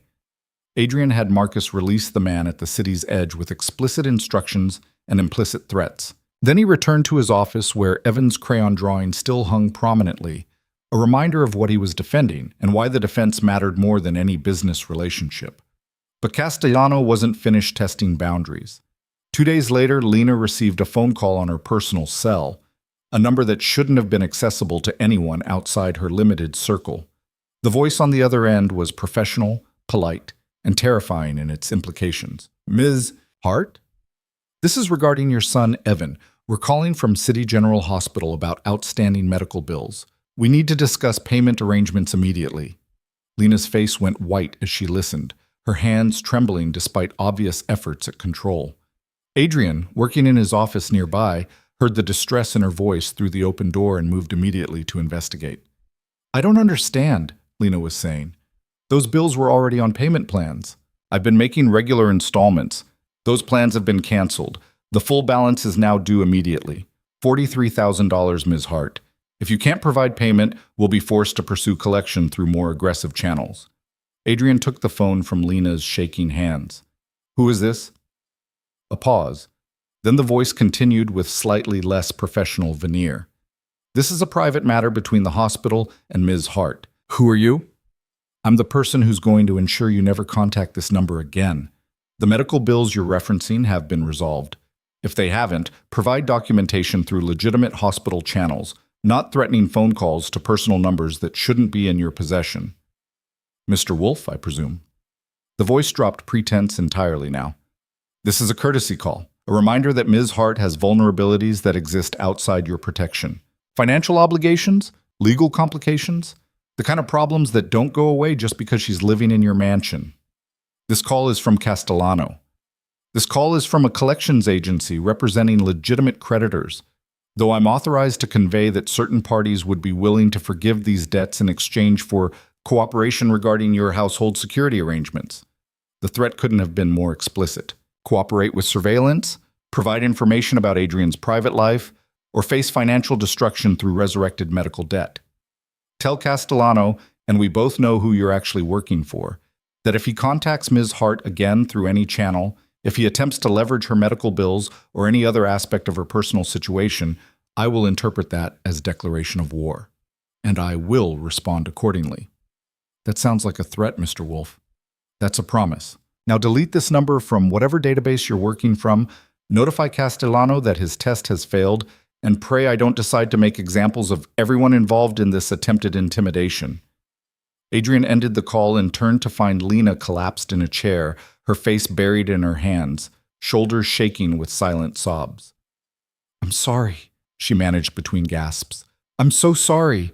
I didn't know they'd come after you through me. I didn't think about how helping us could create problems for you.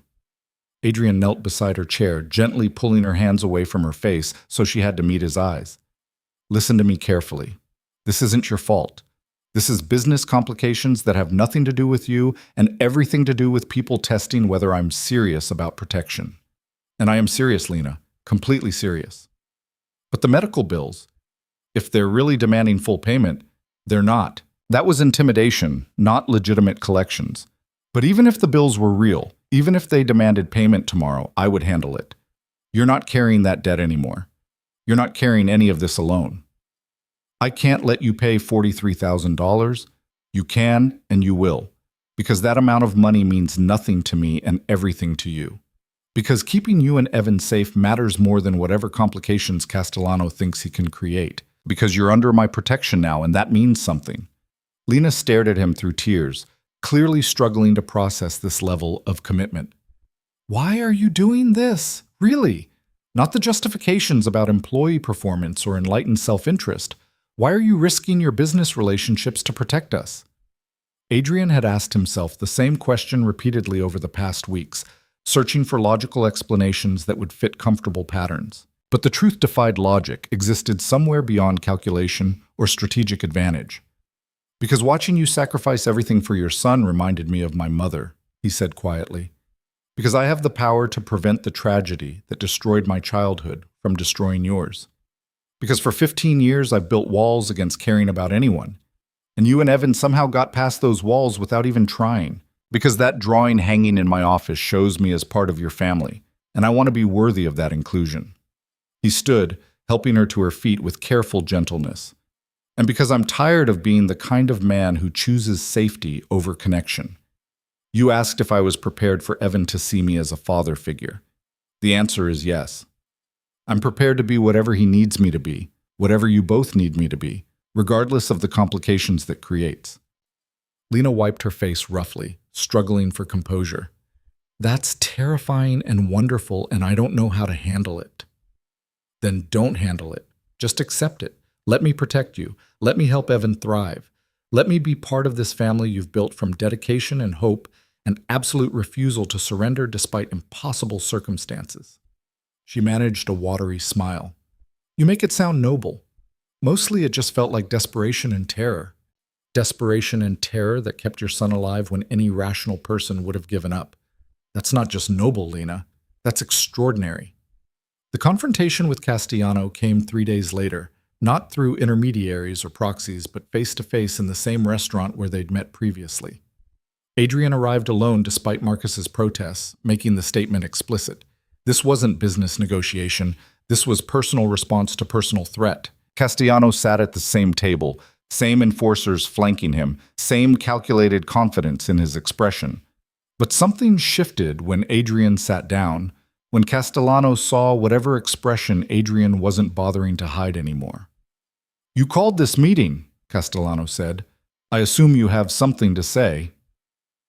"I have a new policy to communicate," Adrian replied, his voice carrying the same calm he'd used in the secure room with the detained surveillance operative. "Anyone threatening my household staff in any capacity, through surveillance, intimidation, financial leverage, or any other method, will be treated as though they've threatened me directly, and my response to direct threats is comprehensive and permanent.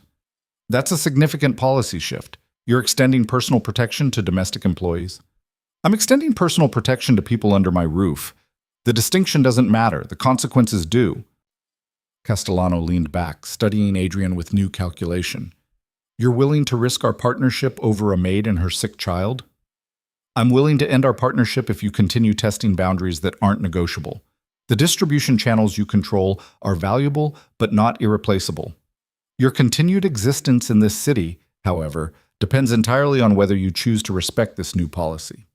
The threat hung explicit and undeniable. Castellano's enforcers tensed, hands moving toward weapons concealed under expensive suits. But Castellano himself remained still, evaluating whether Adrian was bluffing or whether compassion had genuinely transformed into something more dangerous than the calculated ruthlessness he'd navigated for years. "You've changed," Castellano said finally. "The Adrian Wolf I've known for a decade wouldn't make these threats over domestic staff. Then consider this your introduction to the Adrian Wolf who exists now, the one who discovered that isolation isn't strength, it's just lonely. The one who learned that having something worth protecting creates motivation that pure self-interest never could. The one who will burn down everything he's built before allowing harm to come to the people he's claimed as family." "Family," Castellano repeated the word with something like wonder. "You've adopted them? Legally?" "Family doesn't require legal documentation. It requires commitment and protection, both of which I'm providing absolutely." Castellano nodded slowly, his expression shifting from calculation to something approaching respect. "Then I withdraw my interest. The woman and child are untouchable. Our business relationship continues as established, with this new parameter acknowledged. And the medical bills? The threatening phone call? Will be resolved. The debt's forgiven, the collectors redirected. Consider it a gesture of goodwill toward your new family." Adrian stood. The meeting concluded. "Don't test me again, Castellano. The next boundary violation won't get a warning." He left before Castellano could respond, walking out into afternoon sunlight, with the particular relief that came from successfully navigating confrontation without violence, while making threats credible enough to prevent future challenges. Marcus met him at the car, his expression suggesting grudging approval despite continued concerns about strategic implications. "That could have gone badly," the security chief observed. "But it didn't. Castellano understands now that my protection isn't performative. He won't test it again. And if others test it, if word spreads that Adrian Wolf has vulnerable attachments that create leverage opportunities, then they'll learn the same lesson Castellano just learned, that threatening what I protect guarantees destruction, not advantage." The mansion had transformed completely by the time winter arrived. What had been sterile formality became something warmer, more alive, more genuinely resembling a home than the fortress Adrian had built for isolation. Evan's presence infused spaces with energy they'd never known.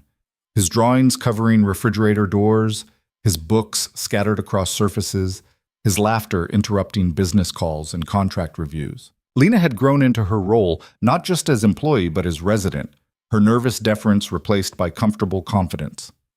She still maintained her cleaning duties, but the relationship had evolved beyond simple service into something more complex and infinitely more valuable. Dr. Chen's final evaluation came on a cold December morning, exactly 2 months after Evan's initial crisis.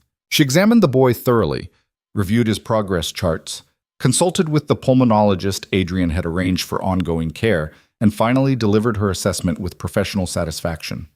He's recovered completely. The pneumonia is gone, the asthma is well controlled with proper medication, and his lung function is excellent. With continued management and avoiding environmental triggers, he should live a completely normal, healthy life. Evan, sitting on the examination table in the mansion's converted medical room, beamed with pride at this pronouncement. Does that mean I can go to school now? Real school? Not just the tutoring? That means you can do whatever normal 8-year-olds do, Dr. Chen confirmed, including school, assuming your mother and Mr. Wolf approve the arrangements. The casual way she included Adrian in parental decisions reflected how thoroughly the household had accepted this new configuration. Adrian wasn't just the employer anymore, wasn't just the benefactor providing resources. He'd become part of the family structure in ways that would have terrified him months ago, but now felt surprisingly natural. We'll arrange enrollment after the holidays, Adrian said, already mentally cataloging the best private schools, the security arrangements necessary to keep Evan safe, the logistics of integrating a child's schedule into the household's routines. After Dr. Chen departed, and Evan ran off to share the good news with the kitchen staff who'd adopted him as collective mascot. Lena lingered in the medical room with Adrian. I keep waiting for the catch, she said quietly. For the moment when you tell us this was temporary, when the bill comes due, when we discover what all this generosity actually costs. There's no catch, Lena. No hidden bill. No cost beyond what I've already stated. People don't do this. They don't take in struggling employees and their sick children and transform their entire lives without expecting something in return. Adrian moved to the window, looking out at gardens where Evan often played now, visible security ensuring his safety without restricting his freedom. Maybe people don't, but I'm doing it anyway, because it's right, because I can, because you and Evan have become the family I didn't know I needed until you arrived. We're not your redemption project. No, you're not. You're people I care about who needed help. The fact that helping you also helped me doesn't diminish the value of what you bring to my life. Lena joined him at the window, watching her son chase autumn leaves with the energy of someone who'd forgotten what constant illness felt like. He asked me last night if you were going to be his father now, if that's what this situation means. The statement should have triggered Adrian's carefully constructed defenses against attachment and obligation. Instead, it created warmth in his chest, a sense of rightness he had never experienced regarding family connections. What did you tell him? I told him that families come in different forms, that sometimes the people we choose become more important than the people we're born to, that you've been more of a father to him in 2 months than his biological father ever was in 7 years. And how do you feel about that? Lena turned to face him directly. Terrified, grateful, confused about what this means for us, for you, for whatever this unconventional arrangement is becoming. But mostly, I feel safe for the first time since Evan was born. Safe knowing that if something happens to me, he'll have someone who cares about him, who'll protect him, who'll ensure he has the life he deserves. Nothing's going to happen to you. You can't promise that. Life is unpredictable and dangerous and full of circumstances we can't control. But knowing you're here, knowing you've committed to protecting him, that matters more than you probably understand. Adrian took her hand, the gesture feeling simultaneously natural and momentous. Then let me make something clear. This isn't temporary. This isn't charity that ends when the crisis passes. You and Evan are part of my life now, part of this household, part of whatever family structure we've built together, permanently. Tears filled Lena's eyes, but she smiled through them. You're going to make a terrible father if you keep making promises you might not be able to keep. Then I'll just have to keep them all. Seems simpler than dealing with disappointment from an 8-year-old who draws me into family portraits. The holidays brought unexpected joy to the mansion. Adrian had never celebrated with particular enthusiasm, treating Christmas as obligation rather than opportunity. But Evan's excitement proved infectious, his wonder at decorations and traditions transforming the season into something genuinely meaningful. They decorated together, Adrian, Lena, and Evan, transforming the mansion's formal spaces into something festive and warm. Evan insisted on a massive tree in the main foyer, wanted lights strung along the gardens, demanded cookies be made and carols be played, and all the traditional elements he'd never experienced in the condemned building's desperate poverty. Adrian provided everything without hesitation, discovering that watching a child experience joy felt better than any business success he'd achieved in 15 years. On Christmas morning, Evan tore through presents with enthusiastic chaos, while Lena watched with tears streaming down her face, and Adrian documented everything on a camera he'd purchased specifically for capturing these moments. The boy had asked for books and art supplies, his requests modest despite unlimited resources. Adrian had provided those and more. A telescope for the astronomy interest Evan had developed watching stars from his new bedroom window, a bicycle for the spring weather, educational games and puzzles, and everything a curious child might need to thrive. But Evan's favorite gift wasn't purchased. It was the adoption papers Adrian had arranged quietly, worked through legal channels carefully, ensured every detail protected Lena's parental rights while establishing Adrian's permanent commitment. "What does this mean?" Evan asked, studying the official documentation with typical seriousness. "It means Mr. Wolf is legally your father now," Lena explained, her voice thick with emotion. "It means you're his son, officially and permanently. It means our family is real, not just something we created through circumstances." Evan looked up at Adrian with those dark eyes that had first captured his attention in that condemned building, that had reflected fever and fear, and finally, hope.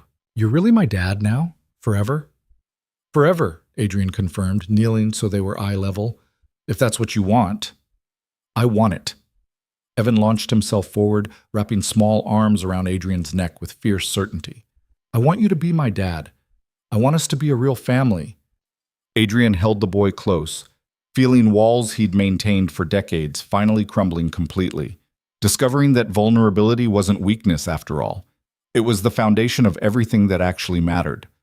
Over Evan's shoulder, he met Lena's eyes and saw his own transformation reflected there. She'd stopped being just the maid months ago, had evolved into something far more essential: partner, co-parent, the person who'd accidentally broken through his isolation and reminded him what genuine connection felt like. "Thank you," she mouthed silently, her gratitude encompassing everything: the medical care, the housing, the protection, the love that had developed unexpectedly but completely. Adrian nodded, understanding they'd saved each other. She'd reminded him that wealth meant nothing without purpose, that power was hollow without something worth protecting, that the fortress he'd built for safety had actually been a prison of loneliness. And he'd given her and Evan the security and resources to transform survival into actual living, to replace desperation with stability, to build the life she'd worked 3 jobs trying to provide. The mansion on Cresthaven Hill didn't sleep anymore. It breathed with life.